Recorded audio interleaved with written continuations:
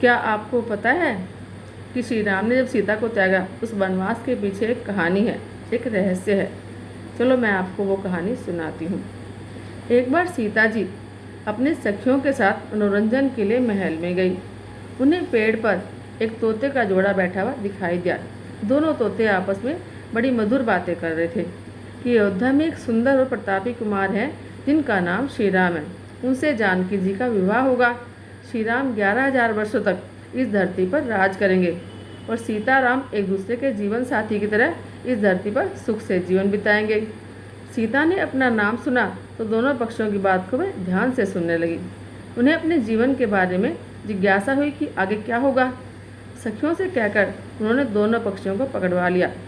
सीता ने उन्हें प्यार से पुचकारा और कहा कि डरो मत, तुम बड़ी अच्छी बातें करते हो। यह बताओ कि यह ज्ञान तुम्हें कहाँ से मिला और मुझसे डरने की तुम्हें कोई आवश्यकता नहीं है। दोनों का डर समाप्त हुआ। वे समझ गए कि यह स्वयं सीता जी हैं।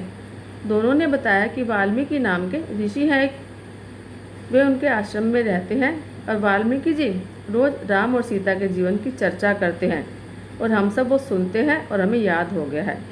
अब सीता ने और पूछा तो शुक ने कहा, दशरथ पुत्र श्री राम जो है शिव का धनुष तोड़ेंगे और सीता जी उन्हें पति के रूप में स्वीकार करेंगी। तीनों लोकों में अद्भुत जोड़ी बनेगी। सीता जी पूछती जाती और शुक उसका उत्तर देते जाते। दोनों थक गए बात करते करते। उन्होंने सीता से कहा कि यह कथा बहुत बड़ी है, कई माह लगेंगे सुनाने में। यह कहकर दोनों उड़ने को तैयार हो गए।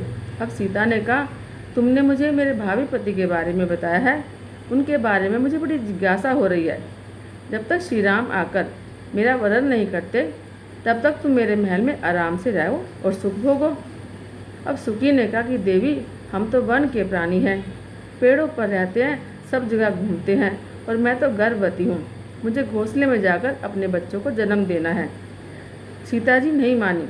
शुक ने कहा कि आप जिद न करें, जब मेरी पत्नी बच्चों को जन्म दे देगी तो मैं आकर बाकी कथा आपको सुना दूंगा, अभी हमें आप जाने दें। सीता ने कहा कि ऐसा है, तुम चले जाओ, लेकिन तुम्हारी पत्नी यहीं पर रहेगी, मैं इसको कोई कष्ट नहीं होने दूंगी।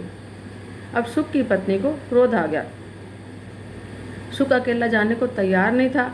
वह अपनी पत्नी से बहुत प्रेम करता था और शुकी ने कहा कि अगर आपने मुझे जाने नहीं दिया ना और मेरे पति से आपने मुझको अलग किया तो मैं आपको शाप दे दूँगी।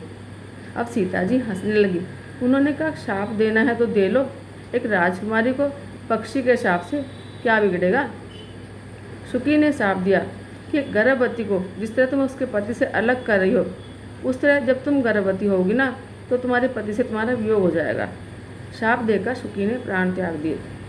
पत्नी को मरता हुआ देखकर शुक क्रोध से बोला, अपनी पत्नी के वचन को सत्य करने के लिए मैं ईश्वर को प्रसन्न करूंगा और श्री राम के नगर में जाकर जन्म लूँगा और अपनी पत्नी का शाप सत्य कराने का माध्यम बनूंगा।